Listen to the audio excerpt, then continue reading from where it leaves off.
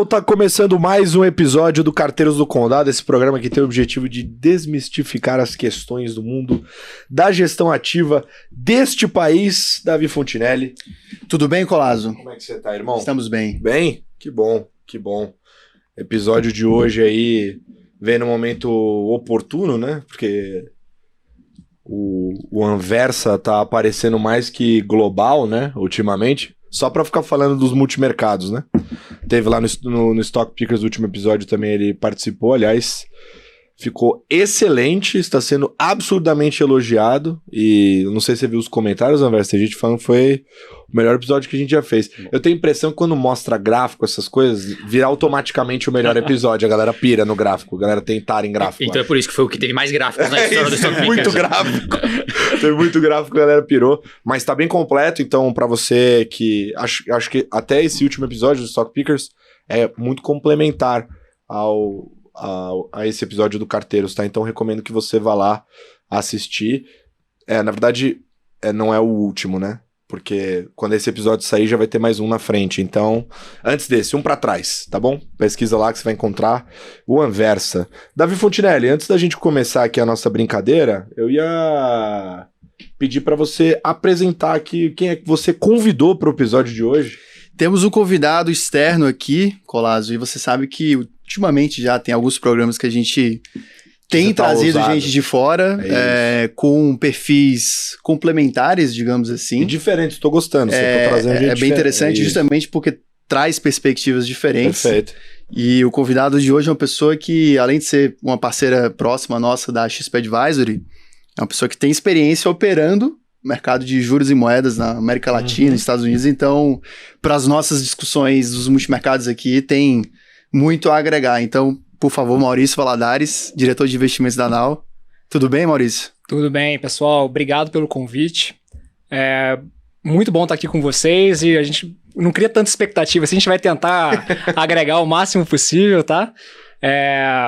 Falando um pouquinho da minha carreira, eu ingressei no mercado financeiro como trainee no BTG Pactual.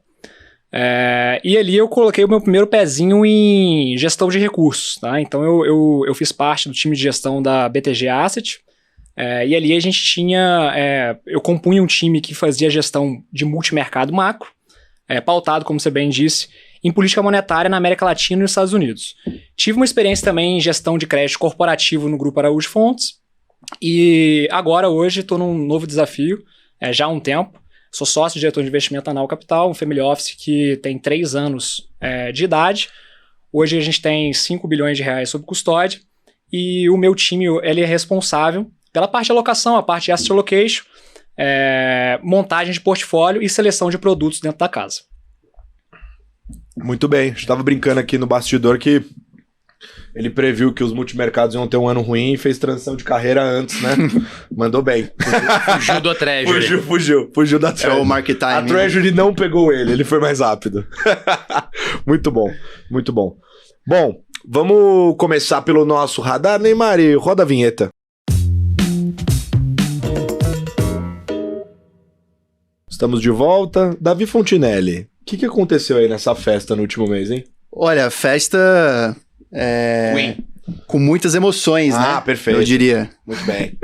Basicamente foi um mês de muita volatilidade, um quadro parecido com o que a gente viu no mês de setembro, né? Então, basicamente o movimento que marcou o mês foi o mesmo do mês anterior, que foi um movimento de alta nas taxas de juros dos Estados Unidos, o que acaba impactando de maneira generalizada todas as curvas de juros de todas as economias do mundo. Perfeito. E consequentemente, as ativos de risco ao redor do mundo também, né?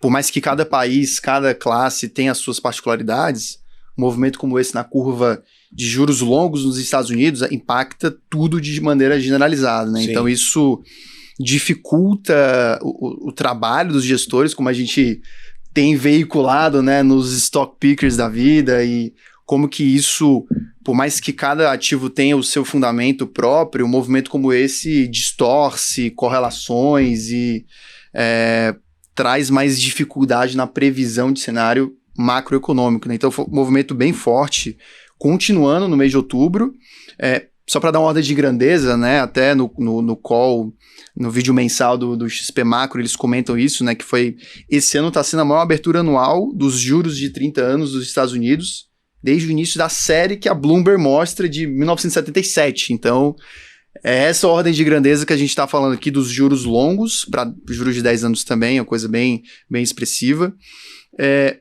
Por outro lado, os comentários gerais que a gente tem visto dos gestores é que, depois de todo esse movimento de alta expressiva, isso acaba tendo um impacto na economia, né? Não só o Fed, o Banco Central Americano, subiu os juros ao longo do ano, mas essa reprecificação da curva de juros e, consequentemente, a queda da bolsa, o crédito ficando mais caro, tudo isso é um impacto no aperto de condições financeiras, né? Então, o fato dos juros terem subido, juros longos, ajuda o Fed no trabalho de aperto das condições monetárias, né? Então, isso, com o que aconteceu no mês de outubro, existe uma opinião, talvez um pouco mais comum entre os gestores, de que o Fed pode ter encerrado o seu ciclo de alta de juros nos Estados Unidos. Óbvio, tudo é mutável, né? Porque se você tem uma expectativa de que os juros, o ciclo de alta se encerrou, automaticamente você pode ter uma reversão mais positiva. Então a bolsa pode voltar a subir, o crédito pode voltar a se valorizar, e aí volta para a questão de ter que apertar novamente. Então é tudo muito... É preciso ponderar, mas na margem os sinais foram... a simetria, digamos assim, está ficando mais positiva pelo que a gente leu nas cartas, né, opiniões de alguns gestores, mas por outro lado, o impacto geral foi bem negativo no mês de outubro, né? Então queda das bolsas, queda da renda fixa, aqui no Brasil também juros abrindo, NTNB, títulos pré-fixados, e isso impactou bem os fundos multimercado, o IHFA, né, o índice de multimercados da Ambima, teve queda no mês de outubro, fora a bolsa, né, como a gente já comentou aqui, né? Então ativos de risco estiveram no campo negativo ao longo do mês. Outro evento também, né, que acabou permeando os noticiários, né, que foi o início do conflito em Israel contra o Hamas, né, e embora toda a questão, a tragédia que é do lado humanitário, o grande ponto que os gestores têm argumentado, né, que o canal de transmissão disso para os mercados financeiros era via preço de petróleo, via impacto na inflação, e até então isso não se materializou. Inclusive o petróleo tem caído nas últimas semanas. Então, uma observação nesse ponto, até carta da Kinea, eles mostram que não necessariamente em conflitos isso tem impacto em petróleo. Então, eles trazem alguns exemplos de outros conflitos que o petróleo não se valorizou, pelo contrário, ele caiu. Então, não necessariamente um conflito, uma guerra pode gerar impacto aí em valorização do preço do petróleo. Todos os incentivos que os produtores e exportadores têm lá no Oriente Médio e o que sanções e coisas do tipo podem impactar, né? Enfim.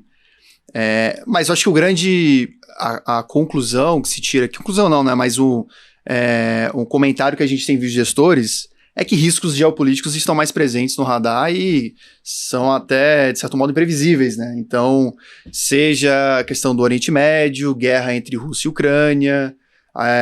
Estados Unidos e China, né, já há bastante tempo, né, tudo isso são elementos de risco para os gestores multimercado e também para os gestores de ações, né, que têm mapeado e mantido no radar de maneira mais intensa nos últimos tempos, né. Então, e tudo isso marcou o cenário global. Falando de Brasil, o Brasil tem um quadro contraditório, eu diria, né, porque, por um lado, a inflação segue surpreendendo positivamente, os sinais na margem da inflação, mas por outro, as curvas de juros foram reprecificadas, ou seja, os juros aumentaram na curva de juros futuros aqui do Brasil de maneira bem relevante. Reflexo da questão do cenário global, em parte também pela questão fiscal aqui no Brasil, né, que tem trazido essa aversão a risco, digamos assim, mas os juros subiram num ponto que muitos gestores têm falado da assimetria que voltou a ficar atrativa, né? Subiu para níveis que não se via, a depender do vértice ali desde o período de Dilma, do governo da Dilma, né? Então, por um lado, os juros subiram, mas por outro, a inflação os sinais de inflação na margem serem comportados, o câmbio não se depreciou, porque seria um impacto negativo, né, para as perspectivas de juros, a depreciação do câmbio que não aconteceu, devido a todas as questões macroeconômicas, na verdade, da balança comercial do país, muito forte, né, e também as expectativas de inflação futura também comportadas, né, então tudo isso corrobora para um cenário mais benigno, digamos assim, né, ou seja, expectativas de queda, corroborando com a condução de política monetária pelo Banco Central, em linha com o que tem comunicado, né, quedas sucessivas de 50 pontos base, e os gestores, em parte, tentam capturar isso de alguma forma, cada um com suas estratégias, né? Então, como eu comentei, teve uma volatilidade local aqui em função de declarações do Lula, né, a respeito do não cumprimento da meta de resultado primário para 2024. De certa forma já era esperado por muitos, mas não era algo explícito, né, nas palavras do governo. E foi um mês até que, quando a gente olha os juros reais, por exemplo, a NTN-B, no horizonte de 3 anos, algo que até a equipe do XP Macro comunicou, né? Nos últimos 3 meses, a NTN-B, com horizonte de 3 anos, ela abriu mais de 100 pontos, mais de 1%. Isso é uma magnitude muito expressiva da ordem de grandeza de movimentos que aconteceram no Joesley Day, na greve dos caminhoneiros. Então, é essa magnitude que a gente tem visto para o cenário dos juros locais, diante de uma inflação que segue esse quadro que eu comentei aqui, né? Então, tudo isso corrobora para essa simetria que os gestores têm comentado a respeito em suas cartas e tudo mais. E aí, por fim, acho que vale fazer um comentário também a respeito do mercado de crédito, porque o mercado de crédito, como a gente sempre costuma falar aqui, né, ele segue uma dinâmica específica, né, mais voltada para o micro, para a questão dinâmica de mercado primário, secundário, fluxo de captação nos fundos. Esse foi mais um mês positivo. Depois de todos os eventos negativos do início de ano, a gente tem visto a cada mês essa recuperação gradual dos fundos de crédito. Foi um mês em que os prêmios, as taxas dos títulos de crédito, elas seguiram o movimento de queda, né? Foi uma queda leve, mas continua sendo algo positivo para os retornos dos fundos. E na média eles fecharam acima do CDI, os índices de crédito também. E esse foi um mês, quando a gente olha o grupo de fundos de gestoras independentes, de bancos, né, fundos que são distribuídos amplamente, a gente viu um fluxo de entrada de 19 bilhões no mês de outubro. Então é um fluxo bem expressivo para fundos de crédito. Uma recuperação, né, foi a captação mensal, né, que a gente viu em 2023. E é uma demanda que segue alta, né, quando a gente olha o quadro de fundos multimercados underperformando, né, fundos de ações também com retornos abaixo do CDI, a demanda por essa classe pós-fixada, a gente tem visto, né, ela segue alta, e isso acompanha também emissões no mercado primário de dívida que seguem retomando forte, né? Então, tudo isso corrobora por um funcionamento do mercado de crédito saudável, e isso os gestores têm afirmado, né, em suas teses, né, o mercado de crédito high grade, né, dos títulos menos arriscados, mais conservadores, ele está saudável, a demanda está alta e os fundos têm recuperado os retornos, né? Então, um dado que é interessante, quando a gente olha aqui os peer groups, né, os fundos de crédito com esse perfil conservador, os fundos de um grupo de mais de 100 fundos, tá? A média de retornos dos fundos, quando a gente olha a janela de 12 meses, está em 13,40, contra o CDI de 13,60. Né? Então, realmente, depois de todos os eventos de crédito que a gente viu em janeiro, fevereiro, a abertura dos prêmios de crédito, né? Quando a gente olha o pior ano do mercado de crédito, né? Com muito noticiário negativo, empresas em RJ, a gente vê os fundos na média de uma amostra de mais de 100 fundos, com retornos na casa de 2 dígitos.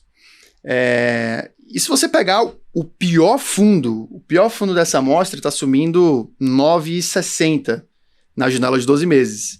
Então, para exemplificar que muito se fala às vezes a gente se deixa levar pelo noticiário, né? Mas quando na prática a magnitude de retornos é algo muito próxima do CDI, se não acima, né? Como alguns gestores têm mantido retornos acima do CDI no ano, né? Então, é um quadro que, olhando para frente, com a expectativa de queda da taxa Selic, ainda que tenha toda a volatilidade do cenário macroeconômico, e isso pode estabelecer um piso para a taxa de juros, é um cenário que tem uma assimetria positiva aqui para o balanço de empresas, para o serviço da dívida, né, que o custo com isso deve cair.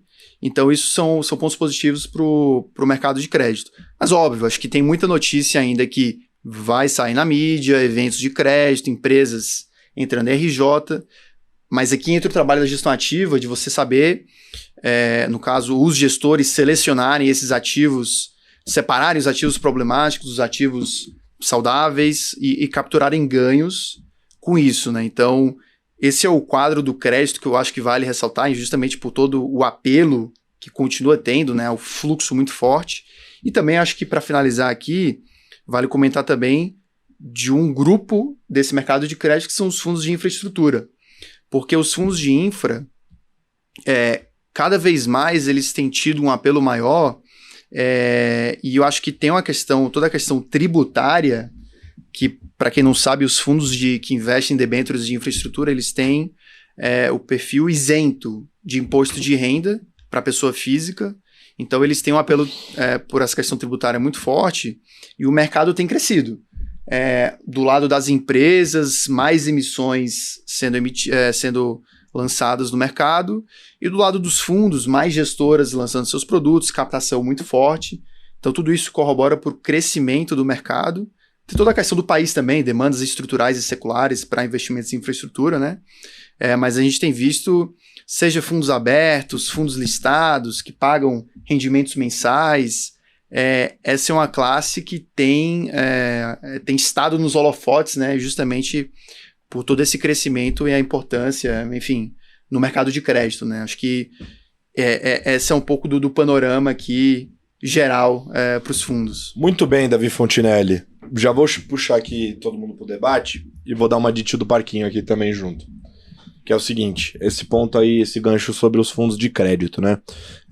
Esse ano a gente viu aqueles eventos lá no começo do ano de recuperação judicial estressando bastante o mercado, vários movimentos de resgate acontecendo aí na indústria, e aí os gestores naturalmente são obrigados a vender esses papéis para pagar os cotistas, e aí muitos papéis tiveram, né, os seus preços se movendo de maneira relevante, alguns de forma justificada, outros não, e aí o fundamento melhora, e aí para quem consegue capturar ali, é um bom momento de pegar esses spreads de crédito que abriram bastante nesse período, né?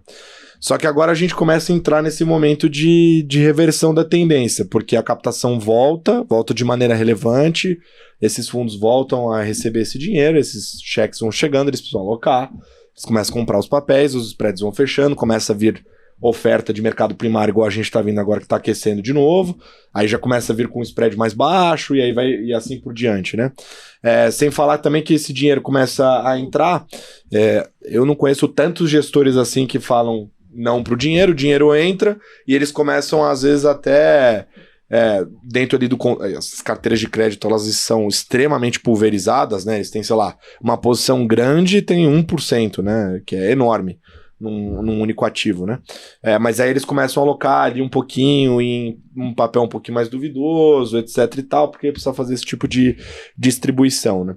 A minha provocação acende uma luz amarela já agora nesse painel, e quais são os cuidados que você precisa ter para investir nesses fundos e tentar pelo menos fugir de uma situação onde a gente tenha uma reversão do spread de novo e aí isso machuque as cotas? Como é que se lida com isso? Quem quer pegar? Eu vou pegar até para talvez entrar num debate aqui, nesse mundo de crédito privado, que talvez não seja um ponto tão grande de atenção, que são os prazos dos fundos, né? Quando as pessoas investem em crédito privado, Elas pensam mais na liquidez do crédito privado do que uma classe de ativo para gerar retorno de longo prazo. Então eu vejo ainda uma concentração muito grande de recursos das pessoas de maneira geral em produtos de crédito privado de mais liquidez. Seja no mundo 175, né, que são os produtos abertos para os investidores, seja no mundo de previdência privada, né? Então os maiores fundos do Brasil são produtos de previdência de liquidez alta. Então acho que é super importante para o investidor ter este alerta na cabeça, não de que é um produto com uma qualidade ruim, mas que ele é um produto que vai ter um nível de caixa maior, ele vai ter um nível de exposição em títulos de crédito privado buscando um menor yield. Eu acho que essa composição de crédito privado na carteira dos investidores em fundos de crédito ainda está muito concentrado nessa parcela D1, D5. Tem um universo de gestores que compram esse mesmo nível de rating de papel, perfil mais corporativo, high grade, mas com uma liquidez D30, D45, que vão precisar usar menos caixa. Então, no momento de mais estresse, quando o investidor se assusta e resgata, ele vai ter mais habilidade para conseguir gerenciar o portfólio. Eu acho que esse é um ponto aqui que deveria ganhar mais atenção no portfólio dos clientes. Acho que é um ponto específico, mas todo mundo, quando pensa em crédito privado, quer comprar um fundo de liquidez imediata. Não necessariamente essa é a melhor opção para quem está investindo para o longo prazo. E aí tem um negócio interessante, né? Em 2019, a gente teve aquele episódio de estresse no mercado de crédito, descasamento da DAP lá com os ativos, enfim, não vou entrar nessa tecnicidade hoje, mas os fundos que foram pior em performance foram esses D+1, né? D+1, D+5 lá, os curtinhos, né? 2020, mesma coisa. Os fundos que supostamente seriam esses fundos de caixa tiveram as piores cotas ali no pico do problema, né? Enquanto, curiosamente, né, e aí por razões de liquidez, né, e aí mostra também por que volatilidade não é uma medida perfeita de risco para crédito, mas os fundos de high yield, por exemplo, que deveriam ir muito pior, as cotas nem mexeram, muitos deles, porque, enfim, não tem negociação às vezes do papel e aí não tem cotação. A minha pergunta para vocês é a seguinte, assim, a Luciana, um abraço para Luciana Seabra, mas a Luciana Seabra, ela ficou famosa, uma das coisas que deixou ela famosa foi falar que ela não gostava desses fundos D+1. Eu queria a opinião de vocês, assim, levando em consideração isso que você colocou na mesa, Anversa, vale a pena ter um veículo desse muito curto para crédito ou é sempre melhor realmente priorizar esses veículos de menor liquidez, porque aí você se protege nessas situações de compra e venda que pode ser que aconteça? Eu acho que não é uma questão de demonizar esse tipo de produto, até porque se a gente pegar grandes fundos de crédito privado globais, como uma PIN, como o Morgan Stanley, eles têm produtos globais de liquidez. Eu acho que é só uma questão de dimensionar tamanho de posição na carteira dos investidores. E eu vou pegar o teu ponto, né? Nos momentos de crise, essas estratégias elas acabam sofrendo um pouquinho mais, não pela piora na qualidade, não por ser um crédito privado pior, mas que é o mais rápido de vender, né? Poxa, é mais fácil vender uma letra financeira, um ativo de alta qualidade. Então, perfeito. Em momentos de drawdown, essa é uma classe de ativo que acaba não protegendo muito em momentos de estresse. O investidor olha quando isso acontece e resgata no pior momento. Tá? Então acho que tem uma combinação, tem um pouco aqui do que o Maurício viveu. O Maurício viu isso na prática tocando produtos de crédito privado, que é um pouco também dessa combinação da arbitragem de crédito no Brasil versus bonds, que eu acho que vale a pena, é um tema legal também de falar. Exatamente, então acho que tentando pegar alguns ganchos com os temas que vocês já colocaram, que são informações bem relevantes. Então assim, hoje o mercado de capital brasileiro ele tem se desenvolvido bastante recentemente, mas ainda não está com o grau de profundidade que, por exemplo, os mercados internacionais, americanos têm. Então, obviamente que por essas dinâmicas, né, como o Davi bem colocou, né, a gente viu a abertura de treasury que a gente não via há décadas. Né? Então isso gera vamos dizer assim, uma turbulência no mercado de bonds offshore, né? E a gente viveu turbulências locais aqui, né? Como você bem colocou, 19, 20, este ano por Americanas e lá, por motivos diferentes. Então, quando você tem essa chacoalhada no mercado, obviamente você consegue achar oportunidades, por exemplo, de arbitragem. Né? Então, muitas vezes uma empresa ela emite títulos de dívida locais e offshore. Se você usa os derivativos corretos, você consegue, de fato, mitigar esse risco do mercado local ou internacional, swapar para o mercado que você quer ter essa exposição e comparar qual que tem o maior spread. Então essa é uma estratégia que os gestores usam de fato. E eu acho que até pegando um gancho importante aqui, eu acho que vamos dizer, a sofisticação do investidor brasileiro ela vem acontecendo de uma maneira muito forte, principalmente desde aquela época que a gente teve Selic a 2%, né? Então, a gente teve vários exemplos, por exemplo, este ano. Quando o mercado de crédito estressou, ali com Americanas, Light, etc., os fundos de crédito, de fato, tiveram esses retornos piores, né? Eles, de fato, eles sentiram o evento. Só que o investidor que saiu naquele momento, ele deixou um certo dinheiro na mesa, né? Então, acho que é muito importante a gente saber em que tipo de veículo que a gente está investindo. Acho que é também nesse ponto de liquidez. Acho que todos eles têm seu valor. Inclusive, eu acho que, até pegando o gancho com a questão dos multimercados em si, né, acho que a gente avaliar a indústria só por essa janela, né, que de fato não é uma janela saudável, uma janela bem sucedida dela, pode inclusive levar ao mesmo erro, né, que o investidor que ali em março, abril, resgatou dos seus fundos de crédito, sendo que o spread de crédito estava no momento mais alto. Colasso, eu acho que, só para adicionar aqui, né, em termos de cuidados que os investidores deveriam ter, porque existe um tipo de erro, né, que você investe em um gestor de crédito, o gestor comete algum erro na construção de carteira, na análise de crédito, e aí o fundo sofre de alguma forma, o investidor fica insatisfeito. Mas existe outro tipo de erro, que é você alocar em um fundo que você não conhece o perfil do fundo, você espera talvez um comportamento X, mais comportado, digamos assim, mas é um fundo que se propõe a tomar risco de crédito e para o qual pode acontecer eventos de crédito. E aí, quando acontece esse evento, você se surpreende, né? Então, acho que o cuidado, que é super importante, é você entender onde que você está pisando. Porque eventos de crédito, como a gente comentou aqui, eles fazem parte desse momento do ciclo de crédito. Existem fundos que, de fato, vão sofrer em alguma medida com isso, e você não deveria penalizar ou resgatar do fundo a priori por conta de tomar um evento de crédito. Tá? Então, acho que isso é super importante de frisar aqui. E a gente tem uma geração hoje de grandes gestores de fundos de crédito privado, né? Apesar de a gente não ter ainda produtos com longevidade, que tem uma Dynamo, uma Atmos, uma Verde, mas tem uma geração muito boa. Alguns até trabalharam com o Maurício lá, o Albano, agora o Falso aqui na XP, o Miller na JGP. Então tem uma geração muito boa de gestores de crédito privado aí que tem ofertas de produtos aí para as pessoas alocarem. Mas obviamente pode balançar, pode ter algum tipo de volatilidade no meio do caminho. Se eu puder complementar, acho que até esse movimento de juros para cima de novo, né?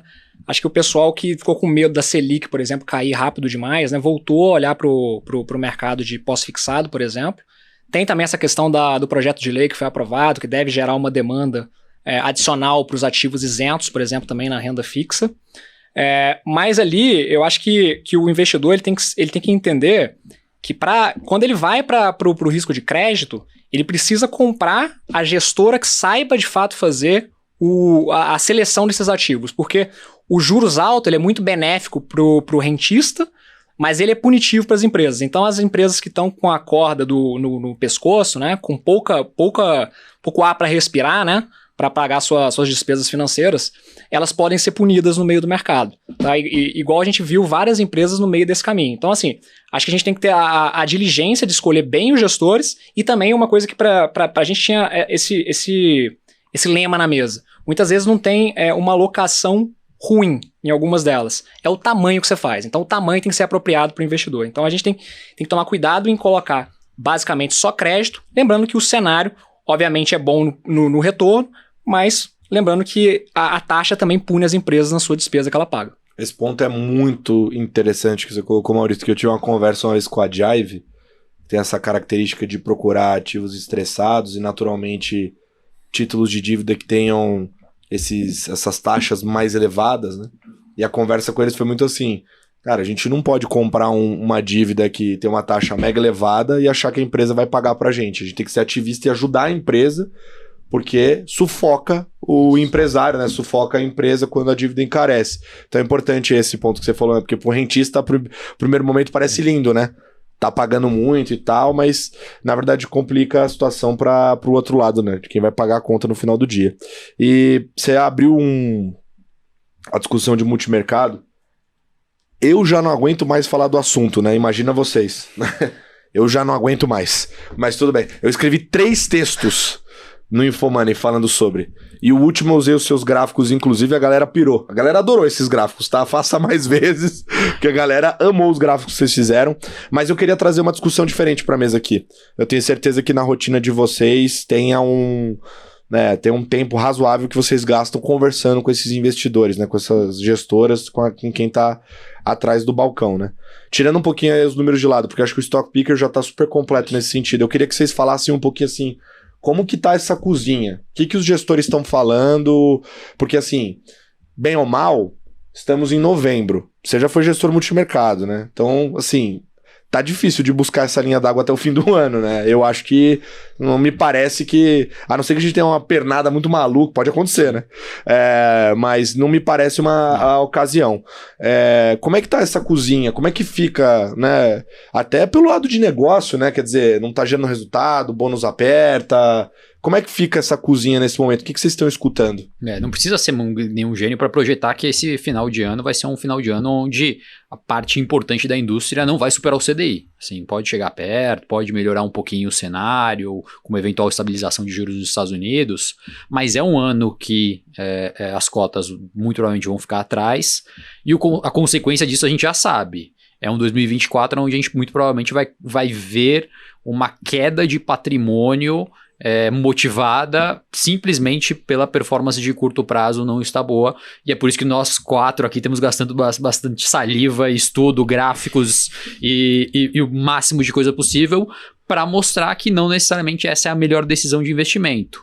A mesma coisa que o Maurício comentou, né? Às vezes, quando você está resgatando de um fundo de crédito, talvez você esteja saindo no período onde o maior prêmio de risco existe nessa classe de ativo. Talvez quem esteja saindo agora de fundo multimercado enfrente um momento agora de menos volatilidade, de talvez algum ciclo de corte de juros em algumas economias de uma maneira mais forte a partir de 2024 e 2025. Então a gente está tentando muito mostrar que esse timing, o ano e o calendário, 2024, 2023, assim, não dá para avaliar um gestor em 1 ano, 2 anos, é um processo longo de tempo de monitoramento.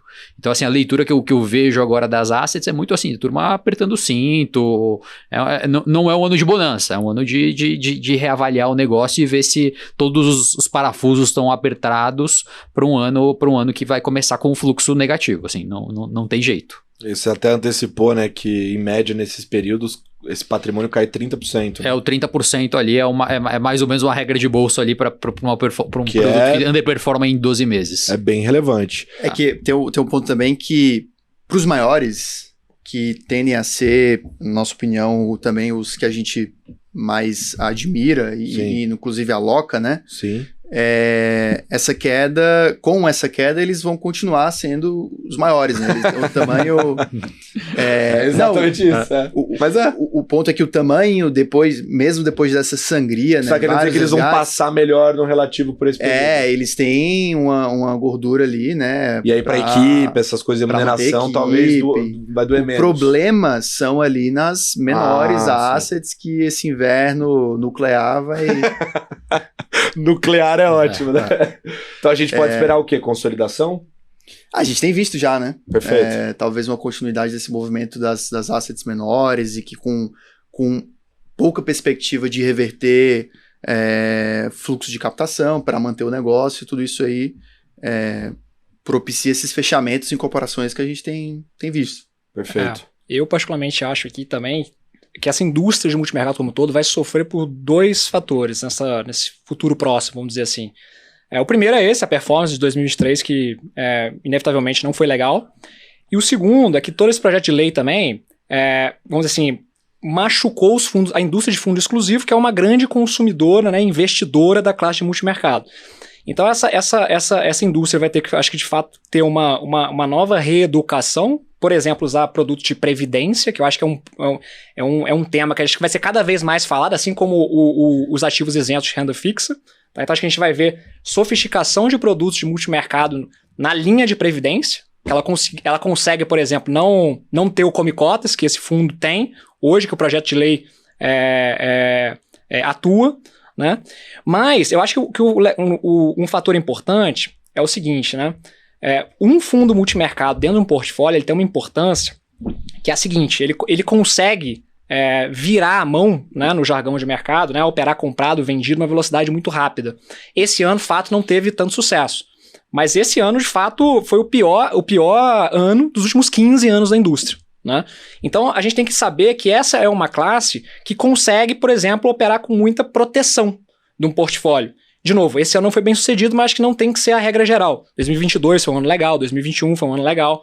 Então, acho que o mais importante é a gente não esquecer, não penalizar em excesso a classe pura e simplesmente por um ano que, de fato, não foram felizes. Eu gostei... Puta, eu queria entrar nas cartas, mas você... Não, parte dos assuntos são os que a gente tá falando aqui, também. né? É muito interessante isso aí, porque eu tava conversando sobre isso hoje, essa semana, com alguns assessores, né? A turma veio muito... Eu sinto, às vezes, que tem uma análise muito superficial em termos do 555, do veículo Total. lá de plataforma, Total. pro Previdência. A pessoa, tipo, olha o nome da gestora e já vincula com o produto original e fala, não... verde, SPX, é tudo igual, tal, assim, o veículo de previdência é a mesma coisa, vai lá e compra, né? Só que tem uma parte por trás disso daí que é super complexa, inclusive tem gestoras que tem um profissional, às vezes, muito dedicado, né? É isso. De produto ali para poder só fazer a adaptação da estratégia e tentar fazer com que ela chegue o mais próximo possível da original e mesmo assim não chega, no caso dos multimercados em especial, justamente por essa complexidade que o Maurício estava falando, né, de virar a mão, as ferramentas e instrumentos financeiros que eles usam, né?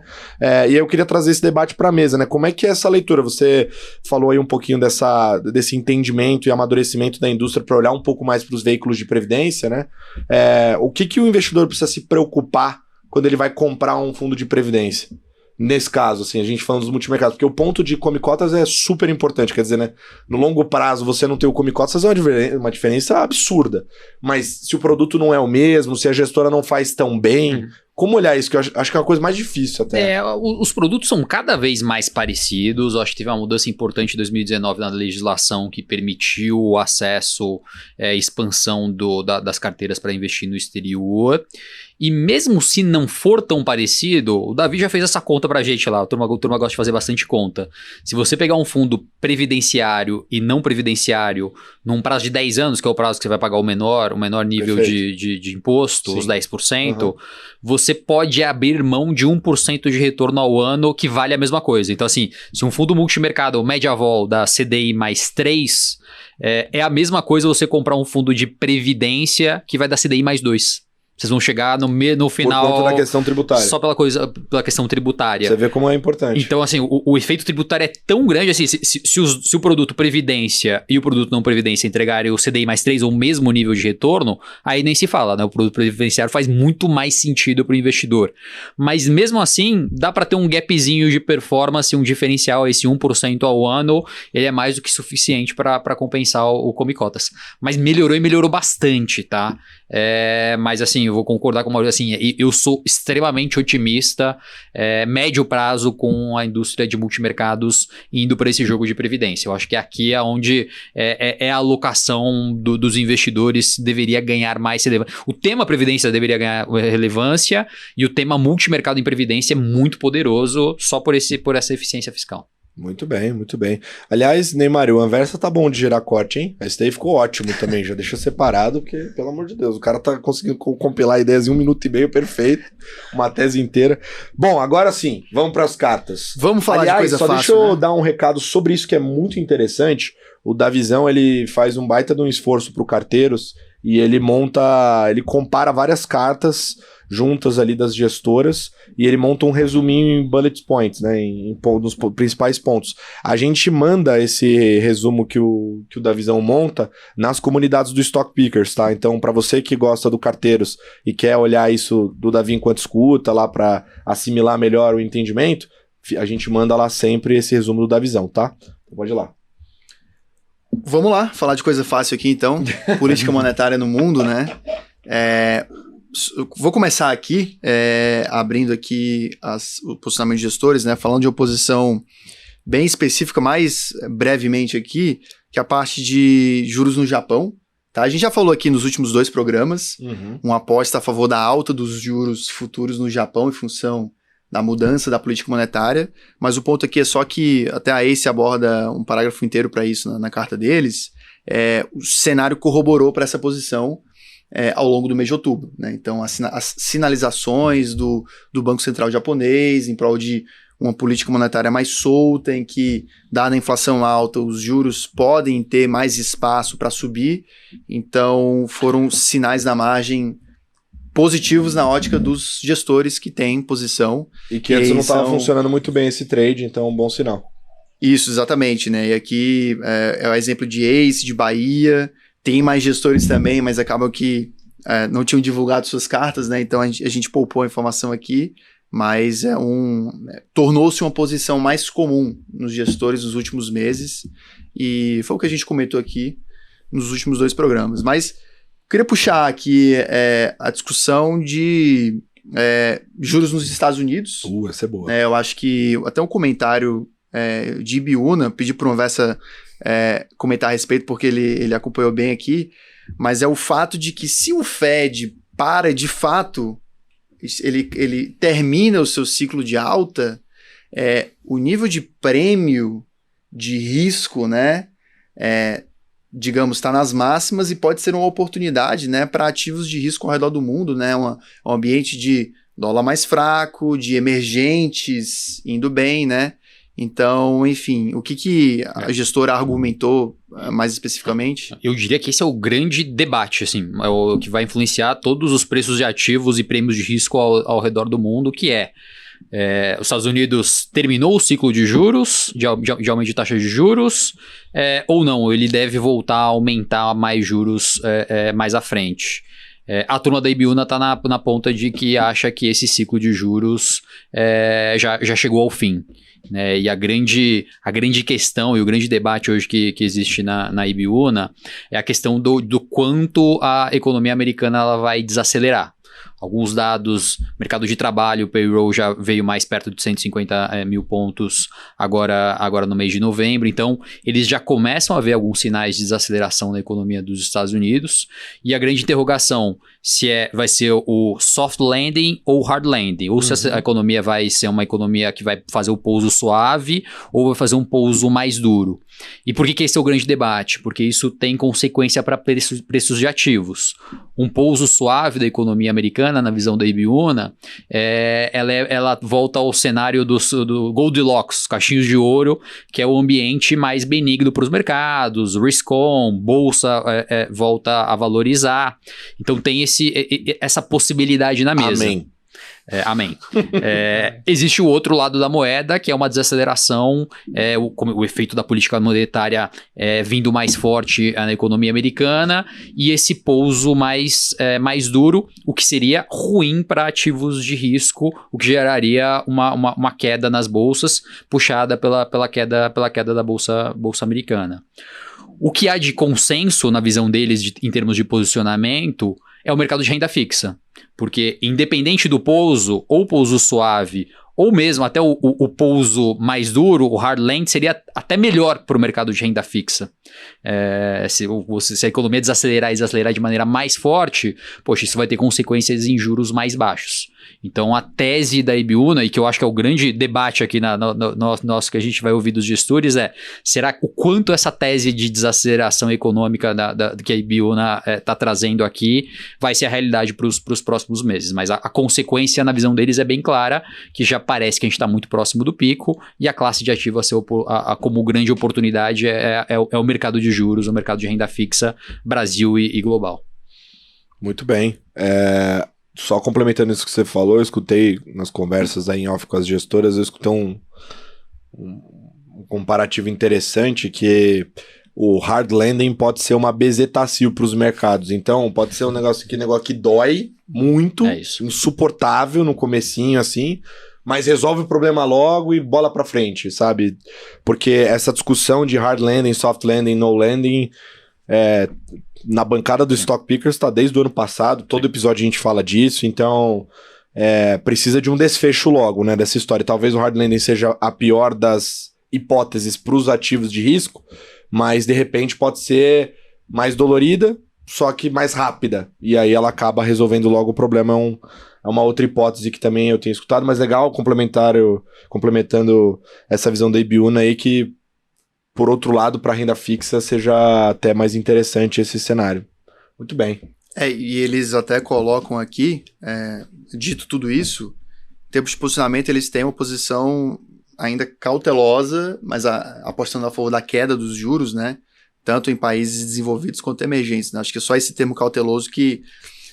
o grande ponto é que é tudo muito volátil, né? Então, os gestores, eles comunicam mensalmente, né, suas teses, suas opiniões em suas cartas, mas nada impede que, conforme os dados evoluam, sejam divulgados, as expectativas de mercado mudem, também mude as opiniões dos gestores, né? Então, por isso que a gente sempre... Nosso trabalho aqui é entender o processo do gestor, o racional ali da tese e o fato de que trabalha sob incerteza, né? Então, essa foi a tônica do ano, né? As opiniões mudando toda hora. O cenário, na verdade, né? O cenário mudando toda hora e, consequentemente, as visões dos gestores também acompanhando essa mudança do cenário, né? Por isso que tem sido um ano tão difícil. Vou só, antes de você falar, trazer que a nossa audiência gosta muito que a gente traga essas visões mais sem maquiagem do mercado, né? E aí, como eu não tenho papas na língua, eu que faço isso geralmente, né? Mas o Marição me corrige aqui se eu estiver errado, né? Mas você imagina o seguinte: o gestor do fundo perdeu dinheiro o ano inteiro, a cota tá horrível, o ano vai acabar. Assim, não tem muito mais o que fazer, entendeu? Já tá igual o América, entendeu? Já tá meio rebaixado já, né? Então, assim, óbvio que o processo de investimento tá lá, a equipe toda tá lá, eles estão olhando, eles estão incomodados com a situação, inclusive, muitas vezes mais do que a gente, né? Porque o bônus dele sai de lá, o dividendo dele da ação tá zerado, né? Então, tá perdendo... E tem patrimônio investido no fundo, então tá perdendo nas 3 pontas, né? Mas... tem uma questão psicológica, uma questão também de leitura ali, no seguinte sentido de que, cara, o ano já tá meio que próximo do fim, não ganhei dinheiro o ano todo, tô com menos confiança, entro menor nas posições, né? Porque eu posso deixar a situação ainda pior, né? E vamos fechar o ano e começar o ano que vem de novo, né? Zerar o gol. Lá 7 ondinhas, lá, pô. Fazer lá uma prece lá no Réveillon pra ver se o ano que vem melhora e dá pra recuperar, né? Muito bem. Você ia falar? Não, é aproveitar aqui que a gente tem queria ouvir do Maurício um pouco dessa dinâmica, né, de quem operou juros globais, como é que é um pouco dessa... Conta pra gente um pouco na prática, como é que é esse dia a dia. Primeiro, ainda bem que você usou a América como exemplo e não usou o meu Cruzeiro, né? Você viu, né? Gente boa. Geralmente eu uso o time do convidado como exemplo. Cruzeiro ainda tem salvação. Exatamente. Não, então, eu acho que, pra mim, você tem toda a razão no seguinte sentido.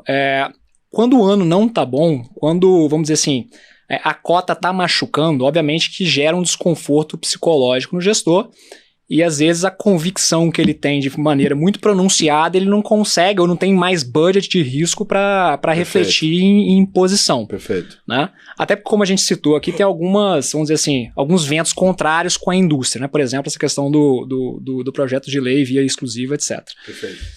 Então, assim, como é que seria a dinâmica, assim? O trabalho ali é muito, cara, é de investigador. Então, cada membro que compõe o board, que vota reunião, saiu uma entrevista deles em determinado jornal, cara, a gente vai digerir aquilo ali, linha a linha, parágrafo a parágrafo, né? Como vocês puderam ver, na última decisão do Copom, o tema mais falado foi o S indicando plural. Então é naquele nível. Então, assim, é uma letra que pode fazer uma diferença. Tá? E, de fato, assim, acho que o mercado dos últimos 2 anos, eu acho que para a pessoa que não é humilde, ela aprendeu a ser humilde. Né? Porque acho que o cara que teve uma convicção enorme, ele foi muito punido. Né?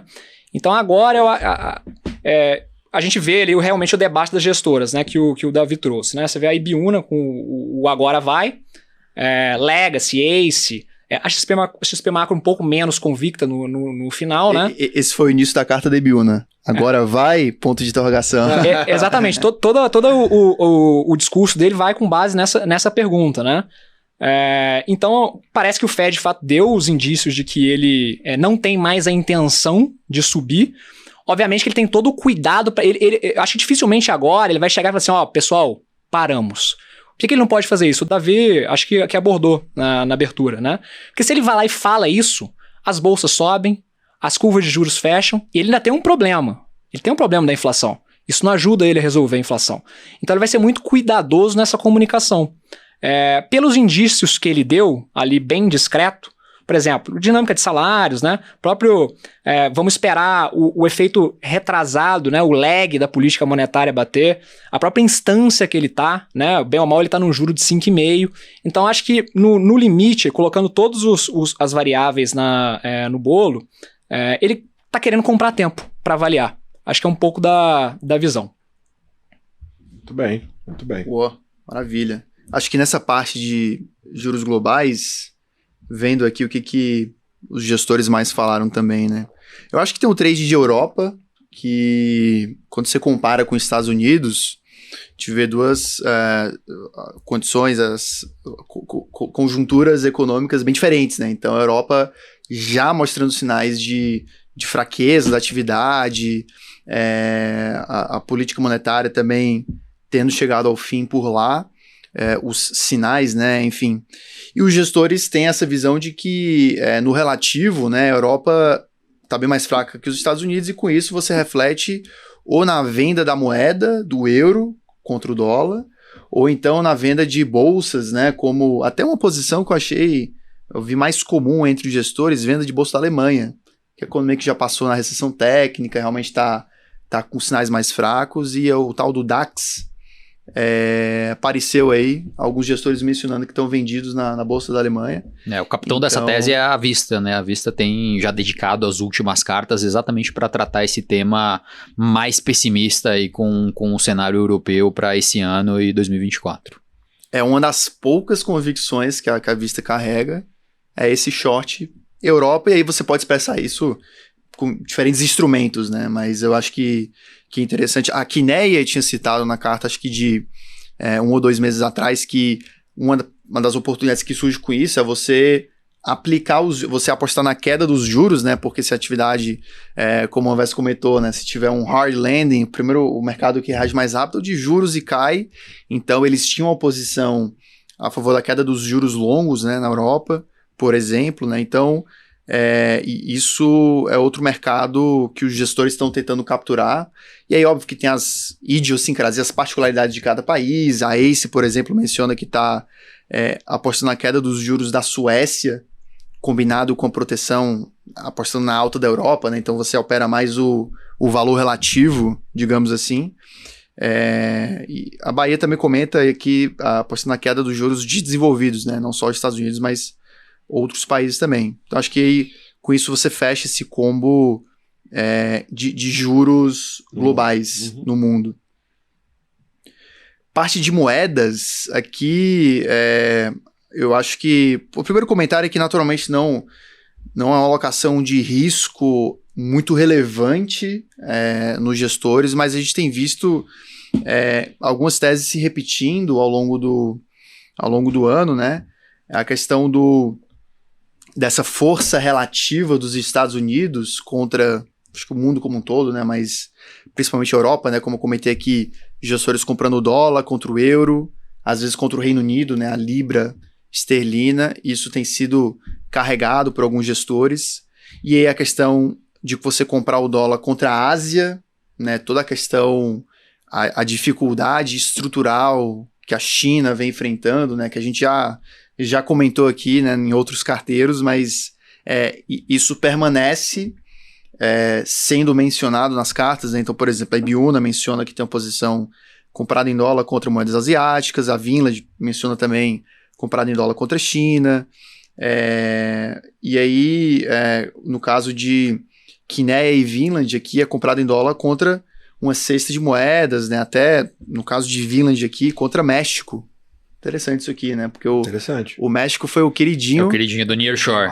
Do Nearshoring. Ainda né? Muitos gestores carregando essa compra, porque a moeda tem os juros altos, o tal do carry, né? De repente o México virou o melhor país do mundo, né? Do nada, assim, né?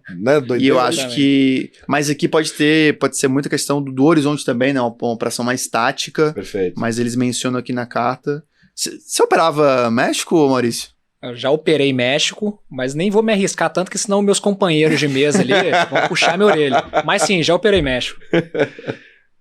Boa, boa. É uma coisa que até pensando nos mercados que os gestores operam, né? Quando a gente pensa em México, Colômbia, Chile, é algo mais comum, né? Do que Europa, a Ásia, por exemplo.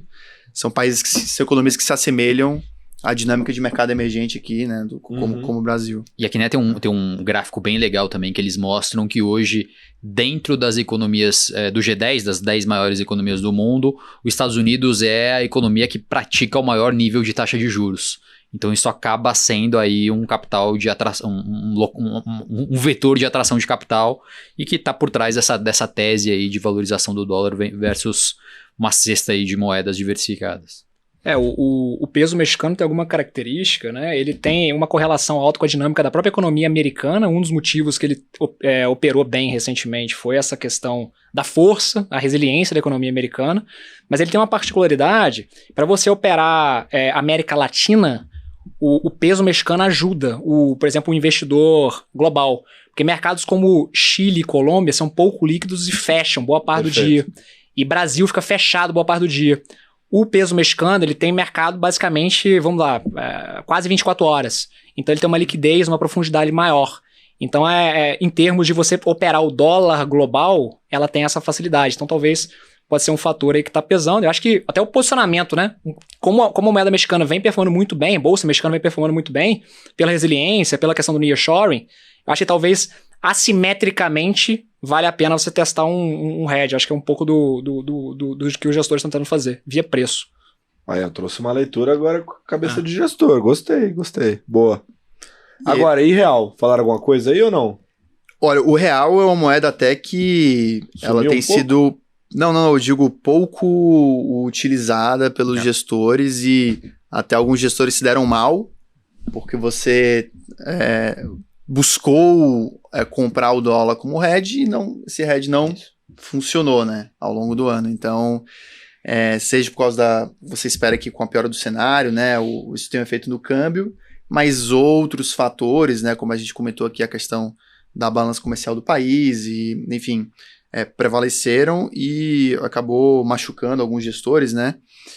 Mas tem gestores que ainda têm uma posição comprada no dólar contra o real, mas como o hedge, né? Então, o caso do XP Macro, eles carregam essa posição de proteção, própria Vinland também, mas são os únicos dois que mencionaram aqui no grupo de gestores. Porque a gente viu naquele gráfico do Scalete que o Kit Brasil tava em alta, né? A galera tava comprada no Kit Brasil. Né? Mas mais via bolsa de juros, assim. Eu acho que esse exemplo do real é um dos... Ele exemplifica bem um dos grandes problemas que a gente está tendo em 2023, que é a quebra de correlação. O Davi comentou, poxa, a gente teve a abertura de juros a lá Joesley Day, a lá greve dos caminhoneiros. Os juros abriu mais de 100 pontos, o que acontece naturalmente em momentos de estresse, o real se desvaloriza. Mas não, o que aconteceu é que o juro abriu, a taxa de juros lá aumentou e o real valorizou, mas por fatores de balança comercial, exportação do Brasil, que a gente está num ano super positivo, e aí quebra de correlação, porque o que acontece naturalmente é o juro abre, tem um movimento de estresse e o real se desvaloriza. E esse ano tá acontecendo o contrário, como vários e vários outros ativos. Essa quebra de correlação, eu diria que ela é responsável, junto com o movimento de juros altos, por boa parte da underperformance dos fundos esse ano. E é curioso observar também aquele gráfico que vocês fizeram da correlação da indústria, né?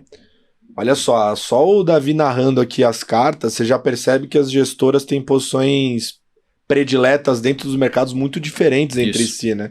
Você falou aí, Vista tá com uma das principais posições em DAX, sendo, né, vocal, falando sobre isso há muito tempo. Aí o dólar real aparece só como hedge, compra dólar contra moedas asiáticas, né, como posição principal. Então porque ainda que a sua visão seja a mesmíssima visão de cenário, direção de mercado, daí pra você cota... escolhe, exato. Tem instrumento, tem o vértice que vai se operar, o tamanho da posição. Então, até um bom paralelo para isso é você pensar, os fundos long only todos operam os mesmos papéis, a carteira é tudo igual. Você olha a dispersão de retornos, a dispersão alta. Então, tudo isso, para esse conjunto que é muito mais fácil de entender, só papel ali da bolsa, é função de gestão de risco, de size de posição. Para multimercado, esse leque de complexidade é bem maior, né? Então, interessante. Isso é muito importante também para o retorno na ponta, né? Para o que importa. O que é bom, né, para o investidor, essa descorrelação da indústria, né? Pelo menos que eu acabei de alocação, né? Isso, o Anversa até perguntou, dinâmica de mesa, acho que uma coisa que o gestor multimercado sempre olha é o seguinte, vamos supor que a gente tem a nossa principal posição aqui em NTNB, juro real, aplicado em juro real brasileiro, como é boa parte das gestoras hoje aqui do nosso debate, né? Então ele começa a olhar, qual que seria um hedge que está barato, que eu posso usar caso o meu cenário não se concretize. Então ele pensa, por exemplo, na inflação implícita da curva, ele olha obviamente o real, né, a compra de dólar, e além dessa questão da balança comercial que realmente impressiona, né, acho que vale destacar a inflação no Brasil, como ela está com uma dinâmica muito benigna, né, surpreendente benigna. Até a Legacy aborda isso na carta, acho que o número que ela tem de inflação para 2023 é 4,4, que é abaixo que o BC tem, é abaixo do que o Focus tem. Então quando você pensa na inflação para baixo, e o cenário externo, como o Davi e o Anversa já colocaram bem aqui, impede o BC, por exemplo, de aumentar o ritmo de corte aqui no Brasil, você pensa que a taxa real ela se mantém alta, como a gente vê na NTNB. Então isso também ajuda a segurar um bom comportamento aí do real. Então acho que isso prejudicou de fato a indústria no momento. Ótima análise. Falando de Brasil aqui, antes de falar da parte de juros que acaba sendo a mais relevante, né? Eu queria trazer 2 citações de cartas. Você veio empolgado, achei interessante aqui. Uma empolgação aí nos seus olhos. Citações. Alta expectativa nas 2 citações agora. Agora o peso todo. Bom, é de Biuna e Legacy, né? 2 gigantes, mas basicamente a Biuna ela comenta que o Brasil segue sendo um trade tático e oportunista, em contraste a uma potencial alocação estruturalmente mais construtiva a médio prazo, só para reforçar a ideia de que tem muita volatilidade, riscos no cenário que não podem ser desprezados. Agora a Legacy, ela comenta a discussão a respeito da flexibilização da meta fiscal para 2024, que foi um pouco do que a gente comentou aqui, né, das declarações do presidente Lula, de todo o aumento da aversão a risco, né, a piora do cenário em função desse evento de outubro, mas ele comenta que essa discussão ela foi antecipada, mas deve provocar pouca deterioração das expectativas de déficit, uma vez que os agentes já não projetavam execução fiscal em linha com a meta. Então é uma postura mais cética aqui e talvez até mais na banda otimista comparado aos demais, porque argumenta que o mercado já não esperava o cumprimento. Sim. E, enfim, pode até ser uma oportunidade em função desse aumento das taxas de juros, né? Para essa simetria que a gente comentou aqui. Perfeito. Muito bem. E o que mais temos aí? E aí o que sobra, falando de Brasil, só antes de comentar de juros, né, deixando para o final, mas a parte de bolsa, a gente já comentou aqui no último programa, né, o que era uma posição consensual para praticamente todos os gestores, continua sendo essa posição comprada, mas houve uma bela redução de exposições e desse otimismo, digamos assim, né, com as perspectivas da bolsa. Alguns gestores até zeraram, como o caso do XP Macro, né, eles tinham posição comprada, eles comentam que já não tem mais posições de bolsa. Eles, inclusive, estavam vendidos no S&P no mês como hedge e zeraram a posição lá fora, né, então foi uma contribuição positiva. Mas aqui para os demais, né, então, por exemplo, Ace tem pequena posição de stock picking, né, versus o índice, Kinea com pequena posição comprada, Legacy também liquidamente, né, tem uma posição comprada e posições vendidas, a Bahia com posições do índice com venda da bolsa alemã, né, como eu comentei aqui, e a Vinland também, né, com posições de stock picking versus o índice. Quando eu falo versus o índice, você vende o índice e compra as ações que você mais gosta, né, então seja ações de bancos, setores de energia elétrica ou saneamento, né, que têm sido os mais queridinhos dos gestores, são exemplos aqui de setores que as gestoras têm operado, mas assim, esse posicionamento dos gestores é algo menor do que nos últimos meses, né? E aí, por fim, a parte de juros, a direção é uma só, né? Para baixo. as apostas. Para quem tem posicionamento, né? Eu queria começar falando de Kinea, porque eles voltaram a ter posição. Eles não estavam carregando posições em juros Brasil, em função de não identificar uma assimetria que fizesse sentido a alocação de risco, e agora, depois de todo esse estresse, na visão deles é um bom ponto de entrada, com essa posição a favor da queda dos juros, tanto nominais quanto reais, de até 3 anos, eles comentam aqui na carta. Então, eu acho que é interessante, né, porque mostra o potencial de distorção, assimetria que a gente está vendo agora na curva de juros. Perfeito, muito bem.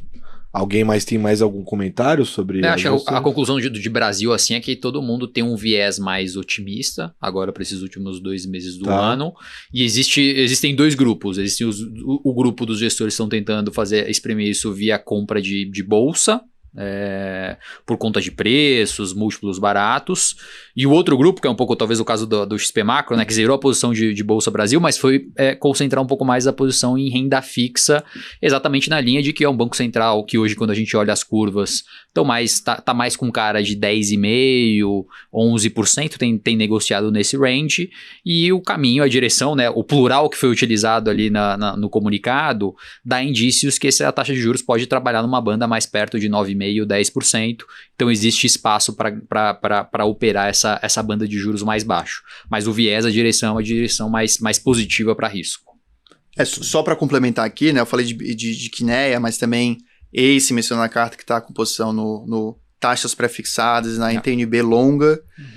Inclusive, eles estão com posição, Colasso, de juros pré-fixados curtos com compra de dólar. Você conhece esse... Conheço. Esse trade? Tem um amigo meu que tem na carteira aí. Coincidências ou não, a Ace também está carregando esse trade no book de valor relativo. A Ibiúna com posições em juros reais nominais, Legacy com posições em juros nominais e reais, Bahia com posições pré-fixadas, juro nominal curto, embora tenha reduzido a exposição, e Vinland também, né, com posições em juros reais e nominais, e XP Macro com posições em juros reais, embora também tenha reduzido exposição. Com esse estresse todo, né, acho que como disciplina de risco, gestão de risco, natural essa redução de posição, né, como o Maurício explicou aqui. Mas isso fecha aqui o conjunto das posições no mercado de juros. Perfeito, muito bem. Alguém tem mais algum comentário? Fechamos? Pedido só para os gestores de ações aí capricharem nas cartas para dezembro, né? Tem pouco tempo saído pouco conteúdo aí dos gestores de equities. Pelo amor de Deus, galera, fala alguma coisa aí, pelo menos pra gente dar um cheiro setorial pra tudo. Um ano de alfa, né? Onde o alfa voltou. Galera ganhando dinheiro, não quer falar? Vamos falar. Vamos falar. Muito bem. Bom, vamos pro momento cultural? Neymar?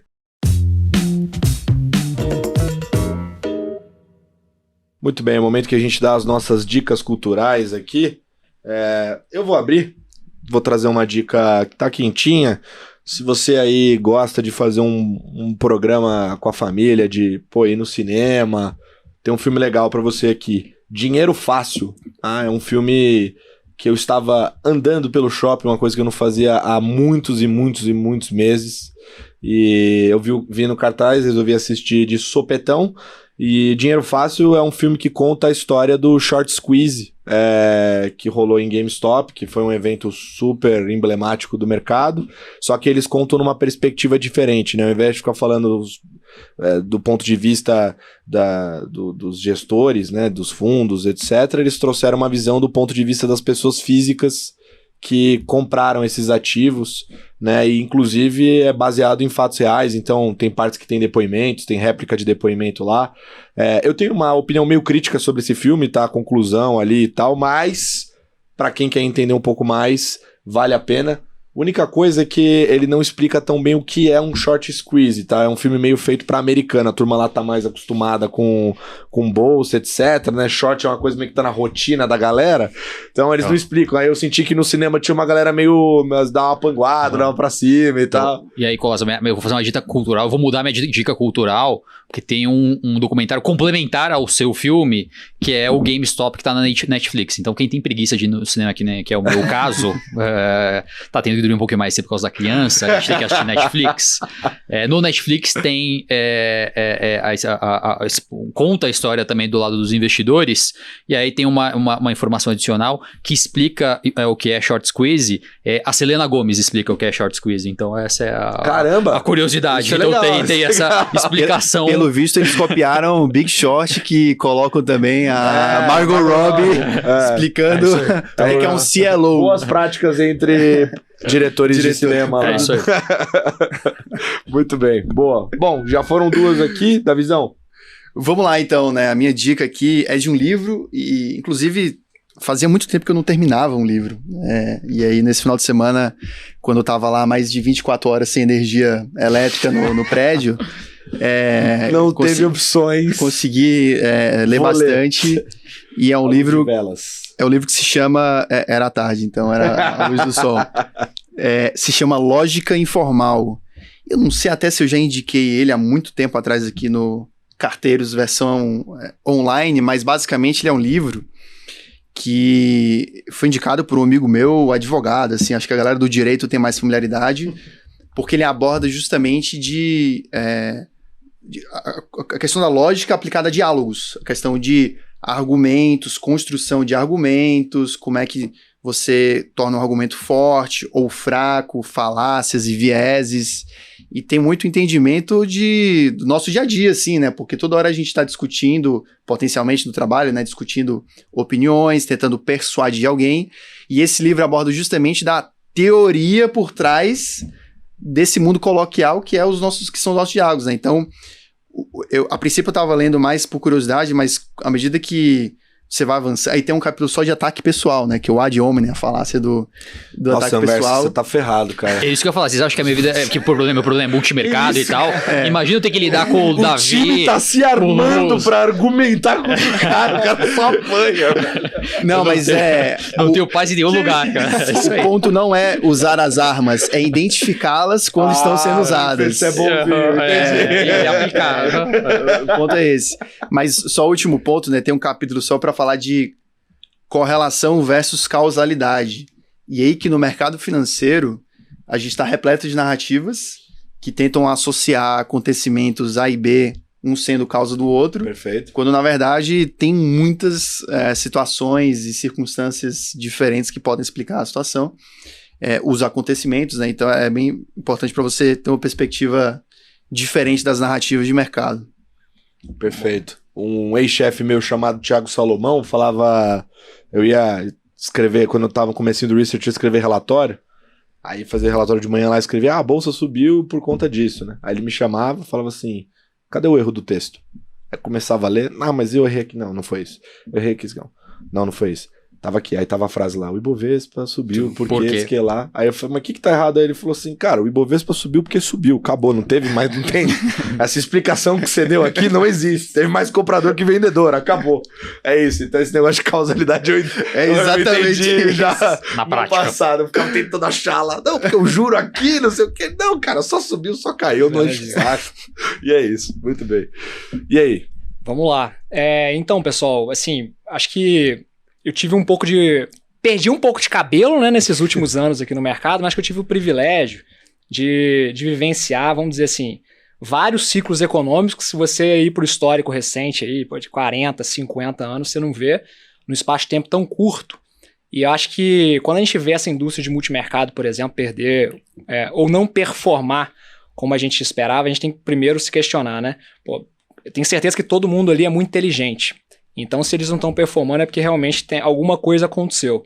E um texto que eu li recentemente, né? Obviamente, como eu estou contextualizando, tá? Eu li ano passado e reli agora, porque para mim vem muito a calhar para as pessoas que querem aprender a fazer um portfólio, construir um portfólio agora. E eu peguei uma das referências do mercado, que é o Howard Marks.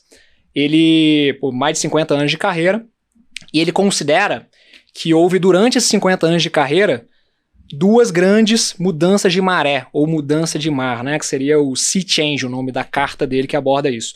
E que atualmente ele está vendo a terceira, né? E obviamente que no meio do caminho tem várias flutuações de ciclo econômico, mas mudanças estruturais a gente pode estar vivendo a terceira de um cara que é uma lenda no mercado. Então eu queria deixar essa dica final, porque acho que a forma que você pode ter operado, posicionado, construído uma carteira nos últimos 20 anos e essa carteira foi vitoriosa, pode não dar certo daqui para frente. Então esse é o grande tema da carta que eu acho que minimamente vai nos fazer pensar bastante sobre como montar um portfólio daqui em diante. Excelente dica. Versão em áudio também tem essa tem? carta. Tem Muito também. bom.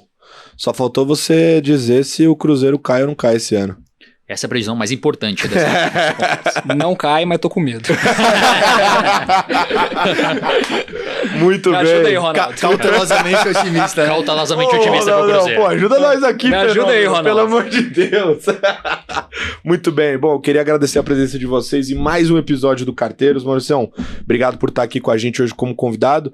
Para acompanhar o trabalho da Nau, como é que a gente faz?